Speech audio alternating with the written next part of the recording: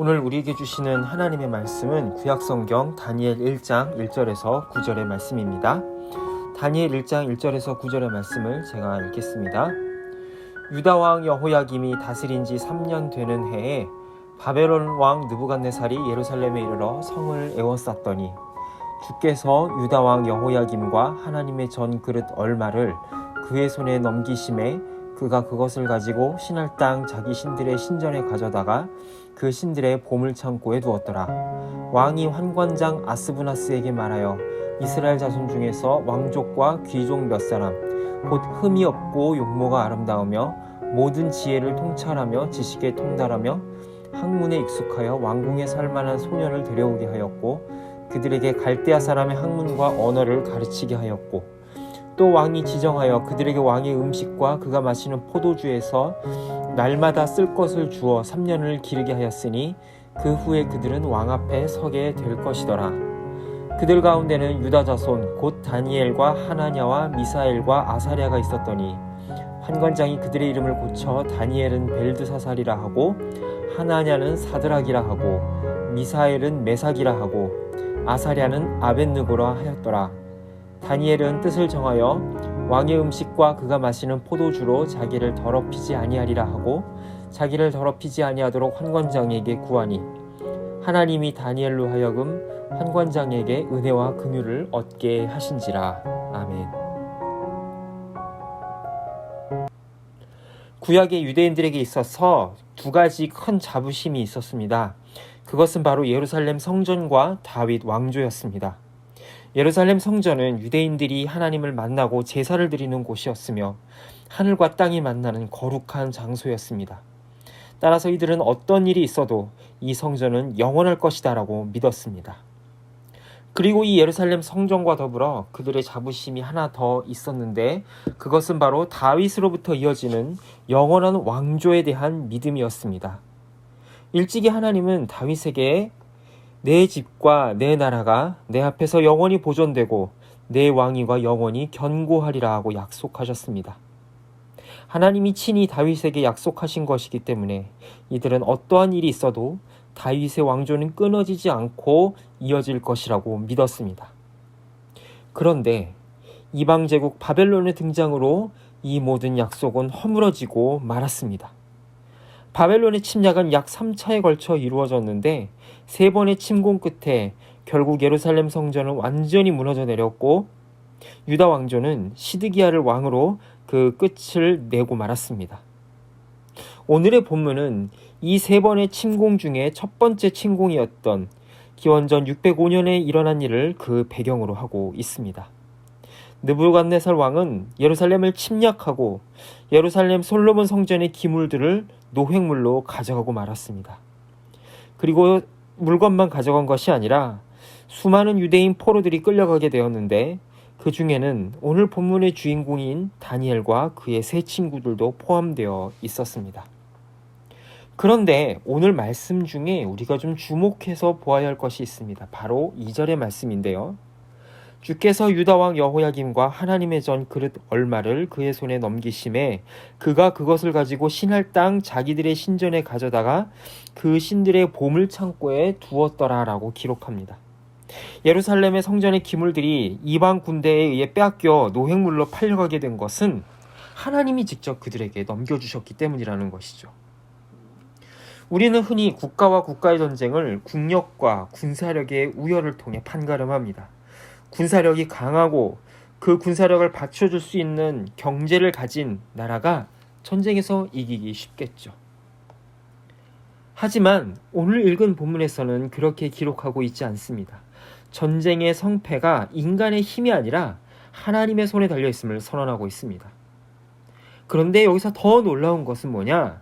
이 전쟁에서 하나님이 당신의 백성들인 유다 백성들의 손을 들어준 게 아니라 적군인 바벨론의 손을 들어주었다라는 것입니다. 유대인들은 그냥 민족이 아니라 하나님의 친백성입니다. 그들의 삶과 운명은 단순히 한 개인과 민족의 흥망성쇠가 아니라 하나님의 이름과 명예와 묶여있는 자들입니다. 따라서 이들의 흥망성쇠는 하나님의 흥망성쇠와 서로 연결되어 묶여있다고 해도 과언이 아닙니다. 그렇다고 한다면 하나님은 당신의 명예와 이름을 보존하시기 위해 어떻게 해야 될까요? 당연히 유대인들의 손을 들어줘야 마땅하지 않습니까? 그런데 하나님은 그렇게 하지 않으셨습니다. 친히 당신의 영광을 다 거두셔서 다른 민족과 그들의 신들에게 넘기고 마셨습니다. 왜 그랬던 것일까요?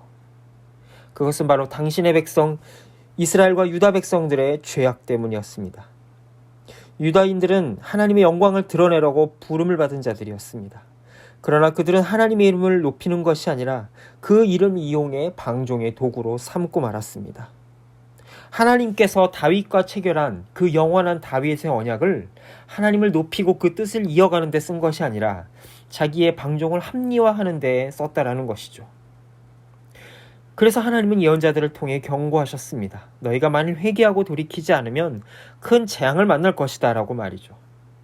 그러나 그들은 듣지 않았고 결국 하나님은 당신의 백성들을 이방 민족의 손에 팔아넘기는 비극을 허락하고야 마셨습니다.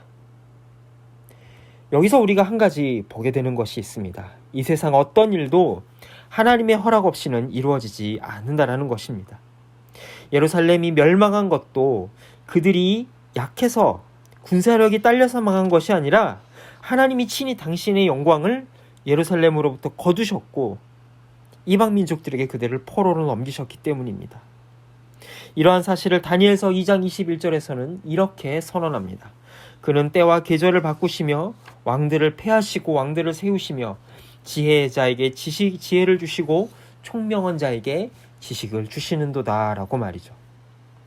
인간이 아무리 얄팍한 지식으로 하나님의 약속을 악용하려고 해도 하나님은 거기에 결코 넘어가지 않으시며 우리의 생각을 뛰어넘어 일하심을 보게 됩니다.